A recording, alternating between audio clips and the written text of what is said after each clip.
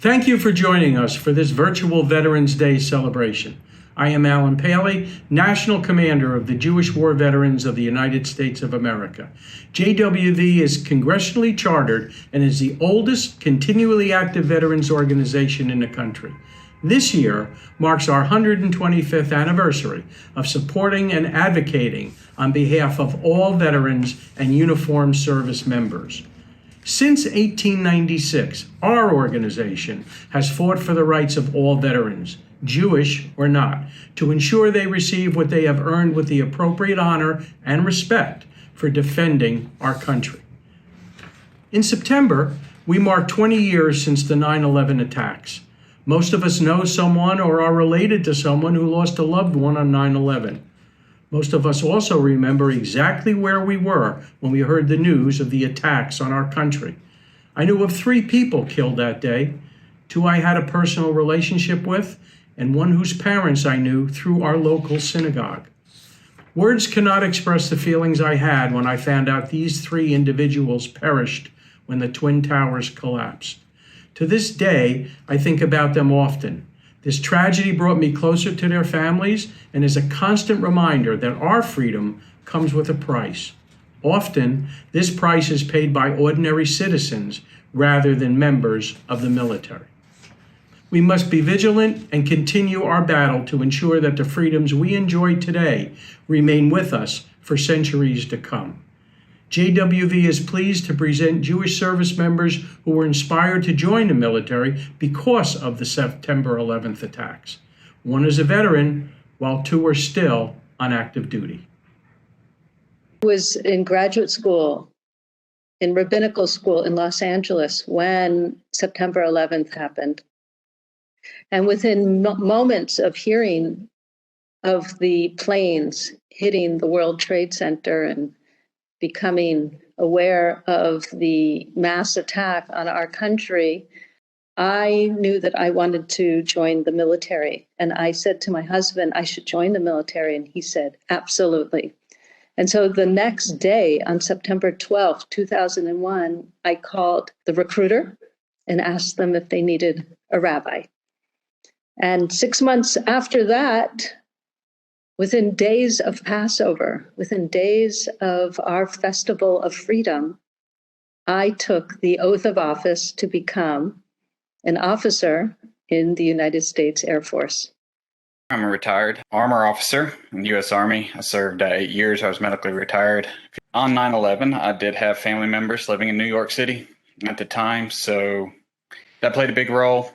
I think that is when I decided I would continue my family's military service. I was still thinking about my future and what I'd be doing. And my father had recently retired from the Navy. But then I was like, I think I know I want to join. I want to serve my country.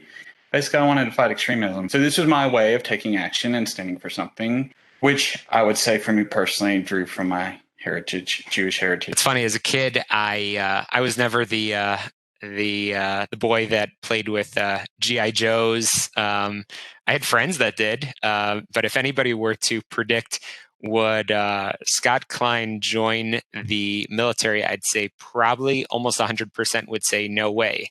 9/11, I clearly remember where I was. I was 12 years old, getting ready for my bar mitzvah.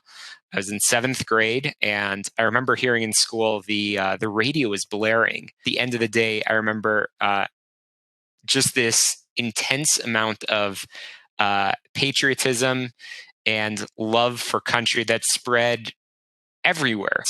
I remember seeing this and developing just this incredible support for our armed forces. Still had no intention of joining the military.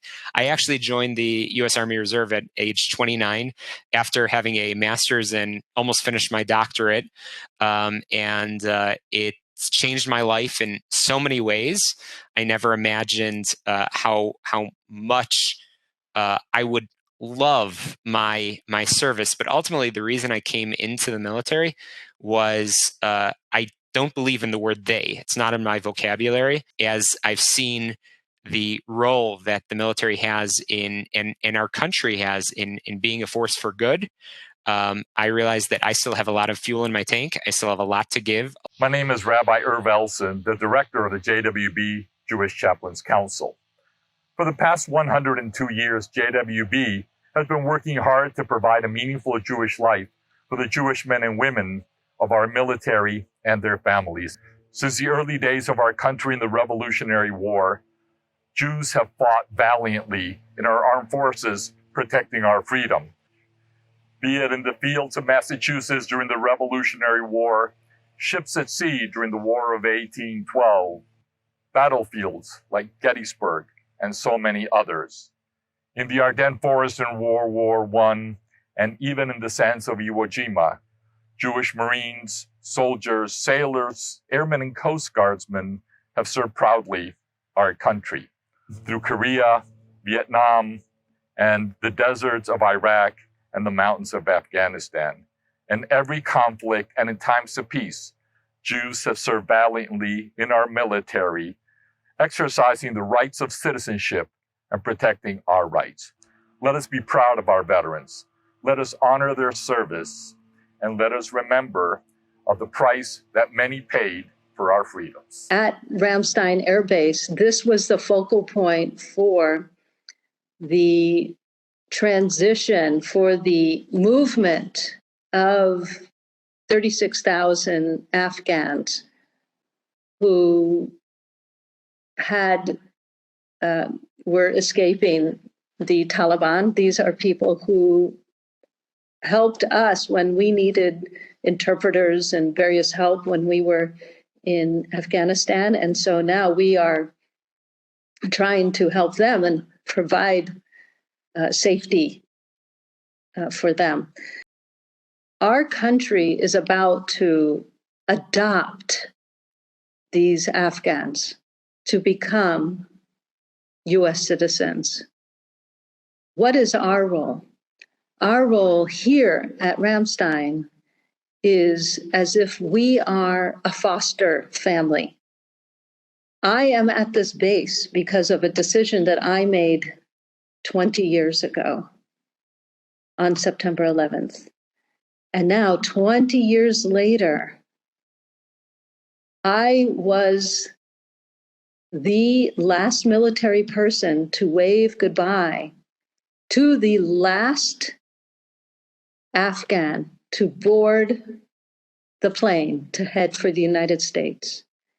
And when that door to the airplane closed, that, in a sense, closed that chapter of September 11th. I always go back to a particular mission, an overnight mission in Afghanistan, and we were, made it to a forward operating base.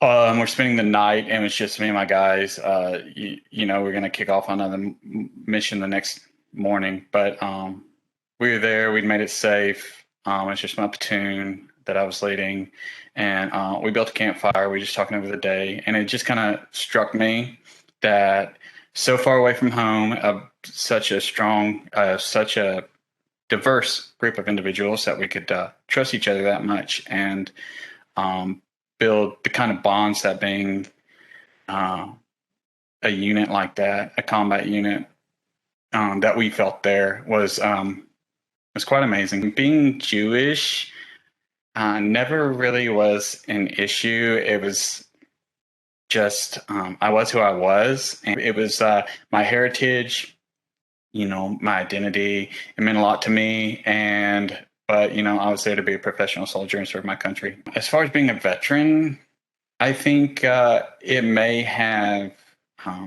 maybe deepened my awareness and appreciation for Judaism.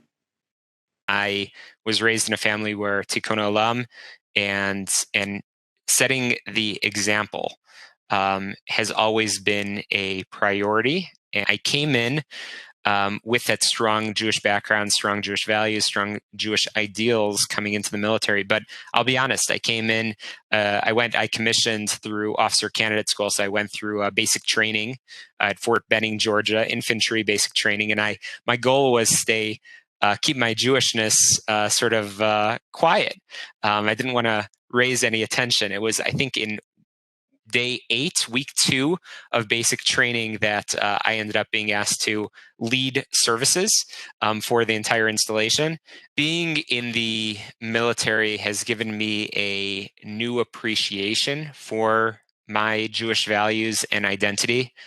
We celebrated a Torah dedication for the first time in decades on Fort Bliss, one of the largest DoD installations in the world. And I knew that a Torah dedication is something that should not be celebrated quietly. It shouldn't just be a Torah arriving on the base and putting it into the ark for the first time. We set out with planning an absolutely extravagant event, mind you, in the midst of COVID-19, at a time when in-person events were not taking place for the most part if they could be avoided. We had a massive, essentially, parade and dedication outdoors, and we're singing Siman Tov Mazel Tov, and we're dancing the Torah across the street, blocking off traffic out of the main gate on Fort Bliss. We inaugurated a brand new menorah outside of the chapel, really, again, right by the main gate of Fort Bliss, proudly showing that everybody in the military, regardless of faith and regardless of the numbers of service members, everybody has the right and the opportunity to practice spiritual faith. Hi, this is Congressman Lee Zeldin. For generations, Jewish Americans have answered the call to duty and defended our nation abroad in the United States military, serving with honor, courage, and integrity. Too often, the service and contributions of Jewish soldiers are forgotten or don't get the recognition they deserve. As a life member of the Jewish War Veterans of the United States, I know the important work you're doing to change that. And I've seen the results firsthand in my congressional district on the east end of Long Island. Stanley Feltman of Coram, New York, passed away in September at the age of 95. Stanley enlisted in the U.S. Army Air Corps after graduating high school in 1944 and served in World War II. He was awarded the Bronze Star for saving a fellow soldier's life after being shot down over the Pacific, and the soldier fell off their raft into shark-infested waters. Later in life, Stanley was a dedicated JWV member and was known on Long Island for selling poppies outside of Walmart to raise money for his fellow veterans. I'm grateful to people like Stanley and JWV members across the United States who served our nation honorably and now work to stand up for the rights and benefits of all service members, fight anti-Semitism, and support our country's greatest ally, Israel. Thank you all for your service and sacrifice, and have a happy Veterans Day. In terms of our Jewish community, what can they do to honor our military veterans is at services to highlight or to showcase that we do have veterans who are in the community. There are countless wonderful stories of inspiration that are good for our kids and adults and people of all ages. This is part of our history. It shouldn't be buried. Whenever I meet a veteran, I do thank them for their service. And I meet countless people who say to me, I wanted to join the military, but I couldn't, either for medical reasons or for various reasons. And I like to reassure them and console them and say that one does not need to wear the uniform in order to serve one's country. And just there are countless ways that people can serve and do serve to help strengthen our country, to bring our fellow country people together. That's what we need at this time. Military service is well represented in the Jewish community, and that it is important, I think, to recognize this and to make time and take opportunities to reach out and hear their stories and connect with them. And then also connect with their families, veteran families in, their local communities. So it is having some community support means a lot. For me, Veterans Day has a very important meaning, and I would like everyone to know that I am proud to be a veteran, and that there are many people in this country, veterans and non-veterans alike, who appreciate what we do and have done, and are there to support us. My message is you don't need to put the uniform on to serve. You can support those that serve, and it's honestly overwhelming to see the amazing nonprofits and veteran service organizations that are out there that help those of us that are Jewish in uniform. The way you can thank us is by being a force for good and being the change in your own community. And if you have the ability to serve in some capacity yourself, do it. This Veterans Day, we are marking a solemn anniversary, 20 years since the 9/11 terrorist attacks. Today, you heard from Jews in uniform and veterans who expressed how 9/11 changed their lives and inspired their service. For most Americans, this anniversary recalls a painful shared memory. Yet, for all service members and veterans in the post-9/11 era, the global war on terror has impacted every aspect of their service and still does to this day. Therefore, at JWB Jewish Chaplains Council, we take this opportunity to honor the patriotism of our post-9/11 service members and veterans and thank them for protecting our country and its citizens.